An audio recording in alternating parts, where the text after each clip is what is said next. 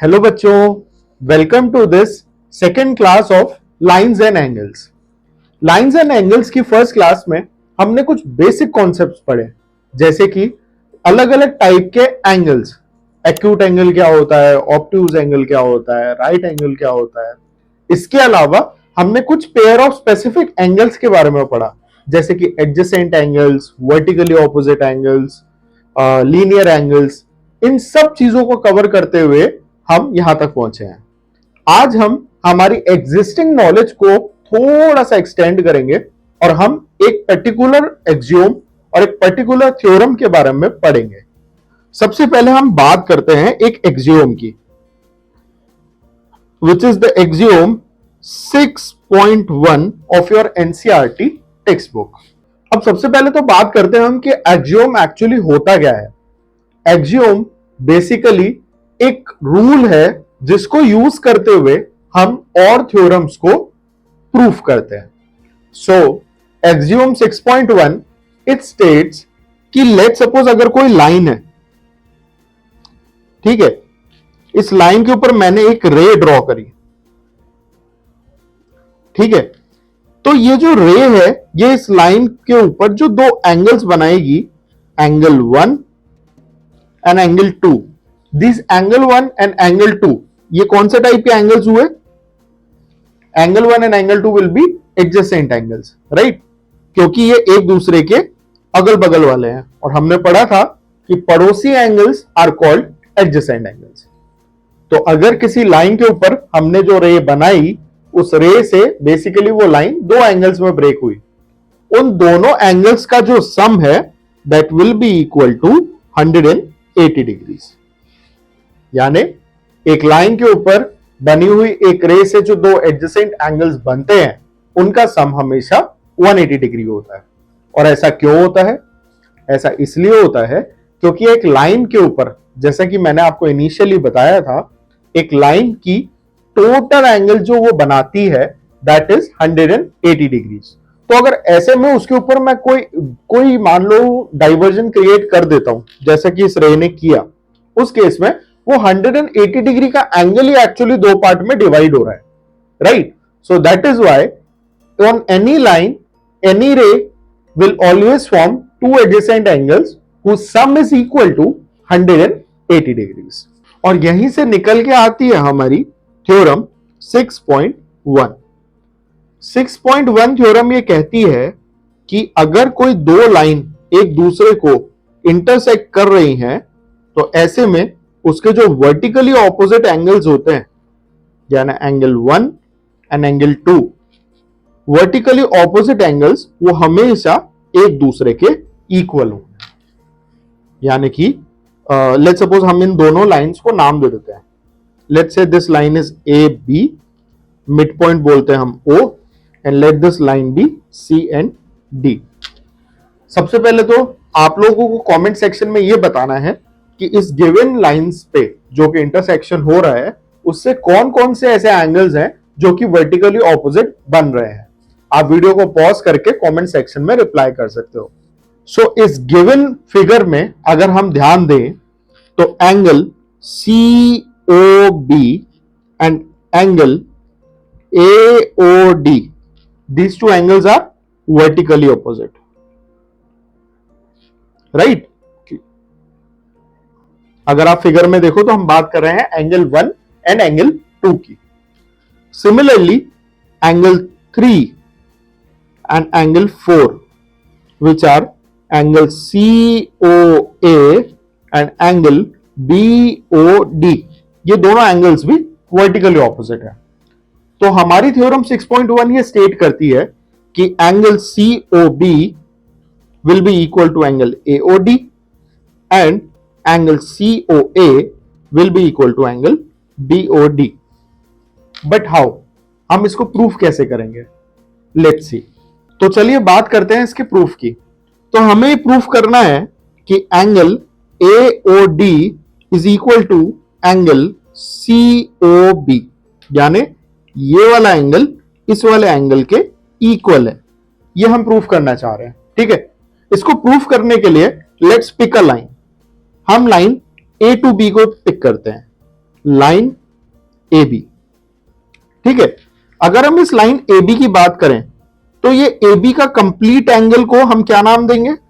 This complete angle will be called angle A O B, right. इस angle A O B को मैं लिख सकता हूं angle A O D plus angle D O B, right. ये पूरा जो एंगल है, this entire angle can be written as sum of this plus this.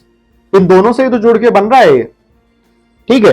और क्योंकि एंगल ए ओ बी एक स्ट्रेट लाइन पे बन रहा है, और जैसा कि हमने एक्सियोम में पढ़ा, एक्सियोम 6.1, स्ट्रेट लाइन के जो दोनों एडजेसेंट एंगल्स होते हैं वो मिलके इक्वल टू 180 डिग्री का एंगल क्रिएट करते हैं, right.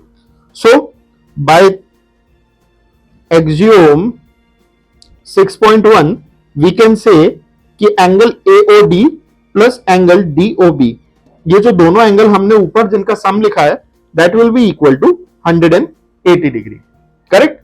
Let's make it equation number 1। अब हम बात करते हैं दूसरी हमारी लाइन की, which is line C to D. Line C to D, इस सी टू डी वाले एंगल को हम क्या बोलेंगे? Angle C O D, right. तो ये जो एंगल सीओडी है ये भी एक स्ट्रेट लाइन है, और इसके ऊपर ये जो ओबी रे है, ये ओबी रे क्या कर रही है? दो एडजेसेंट एंगल्स फॉर्म कर रही है। तो हम एंगल सीओडी को भी इक्वल लिख सकते हैं angle COB plus angle BOD. यानी कि हम ये कह रहे हैं कि हम इस कंप्लीट एंगल को इक्वल लिख सकते हैं this angle plus this angle, and again by axiom 6.1 जो कि ये कहता है कि अगर किसी लाइन पे दो एडजेसेंट एंगल्स बन रहे हैं तो उन एंगल्स का सम 180 डिग्री के इक्वल होगा। तो इसको भी हम लिख सकते हैं कि angle C O B plus angle B O D, इन दोनों का सम भी 180 डिग्री होगा। This is our equation number 2, ठीक है।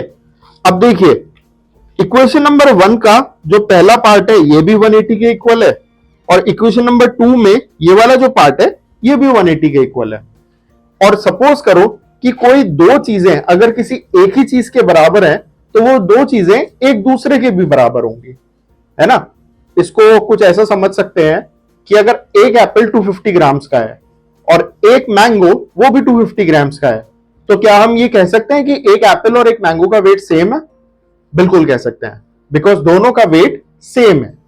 सो सिमिलरली सिंस इक्वेशन 1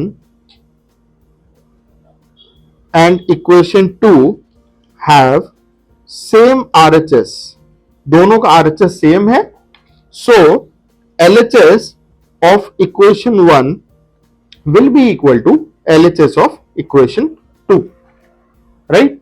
तो हम ये जो इक्वेशन 1 और इक्वेशन 2 के एलएचएस हैं इनको इक्वलिटी का साइन लगा के लिख देते हैं।